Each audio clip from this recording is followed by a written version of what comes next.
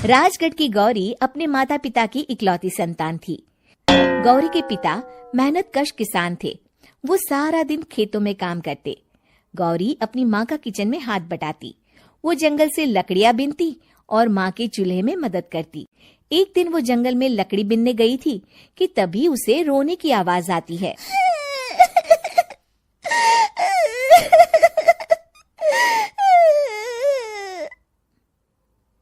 अरे, यहाँ कौन रो रहा है? इस जंगल में भला किसी के रोने की आवाज? जरूर कोई जंगल में फंस गया होगा। वो देखती है तो उसे एक परी दिखाई देती है जिसका एक पंख टूटा। तुम कौन हो और क्यों रो रही हो? मैं परीलोक की रानी हूँ। पृथ्वीलोक में घूमने आई थी, लेकिन देखो ना, मेरे पंख ही टूट गए। अब मैं कैसे उड़ान भरूंगी? अरे, इसे जोड़ना तो आसान है। रुको, मैं अभी जोड़ देती हूँ। ये कहकर गौरी लकड़ी और रस्सी की सहायता से पंखों को जोड़ देती है। परी अपने जुड़े हुए पंखों को देखकर खुश हो जाती है और गौरी को वरदान देती है कि वो पूर्णिमा की रात किसी भी चीज को हाथ लगाएगी तो वो सोने की हो जाएगी। लेकिन गलती से अगर उसने किसी इंसान को छू लिया तो वो अगली पूर्णिमा तक सोने का ही रहेगा। गौरी घर आती है और सारी बात अपने माता पिता को बताती है। गौरी की माँ उसे कहती है, तू भी ना गौरी, सारा दिन परियों की कहानियां पढ़कर स्वप्न लोक में ही रहती है। नहीं माँ, मैं सच बोल रही हूँ। देखो, आज पूर्णिमा की रात है ना, इसलिए डर के मारे मैं कोई सामान भी नहीं छू रही हूँ। अच्छा, ऐसी बात है बिटिया रानी, तो जरा इस घड़े को हाथ लगा दे। गौरी घड़े को जैसे ही हाथ लगाती है वो सोने का हो जाता है। गौरी के माता पिता घड़े को देखकर हैरान रह जाते हैं। अगले दिन गौरी के पिता उस घड़े को सुनार के पास बेचने जाते हैं तो रास्ते में उन्हें कंचा काकी मिलती है।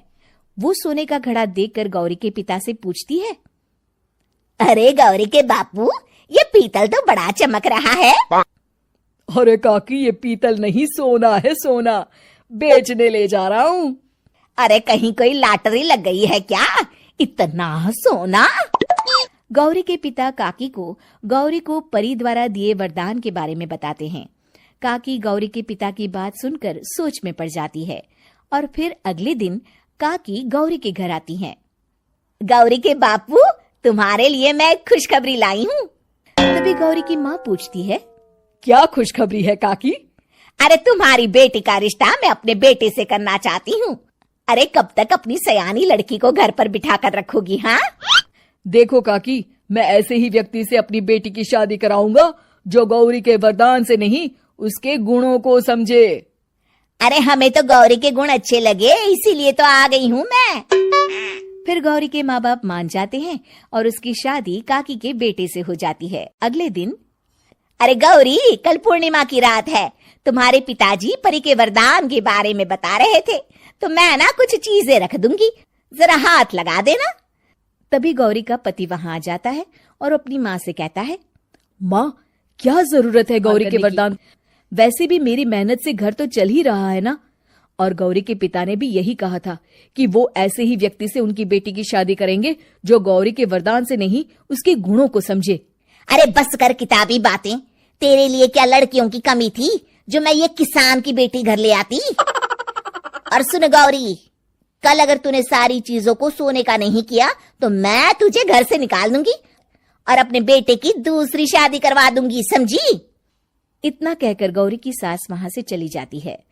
अगली पूर्णिमा की रात गौरी की सास गौरी के सामने ढेर सारे बर्तन रख देती है और कहती है, जल्दी कर गौरी, रात खत्म हो जाएगी। जल्दी जल्दी इन सारे बर्तनों को हाथ लगाकर सोने का कर दे। गौरी करती भी तो क्या, वो जैसे ही एक छोटे से बर्तन को छूने वाली होती है कि उसकी सास भड़क जाती है। क्या मजाक बना रखा है? इतने छोटे से बर्तन में क्या होगा? ये ले, ये बड़ा वाला बर्तन। जैसे ही बड़ा सा बर्तन लेकर गौरी की सास उसकी तरफ बढ़ती है, वैसे ही बर्तन के बाहर से वो धड़ाम से गिर जाती है। सास को गिरा देख गौरी उन्हें संभालने दौड़ती है और वो सास को हाथ लगाकर कहती है, अरे सासू माँ, क्या हो गया आपको? कहीं चोट तो नहीं लगी ना? लेकिन जैसे ही वो हाथ सास से हटाती है तो देखती है कि उसकी सास सोने की हो गई है। गौरी सोने की सास को देखकर रोने लगती है और अपने पति से कहती है, मुझे परी ने कहा था कि अगर मैं किसी इंसान को हाथ लगाती हूँ तो वो अगली पूर्णिमा तक सोने का ही रहेगा। अब मैं क्या करूँ? अरे करना क्या है, माँ को उठाकर अलमारी में रख दो। और हाँ, लालच का फल बुरा ही होता है। ज्यादा बड़े बर्तन को सोने का बनाने के चक्कर में माँ का ये हाल हुआ है। ये कहकर वो दोनों माँ की तरफ देखने लगते हैं।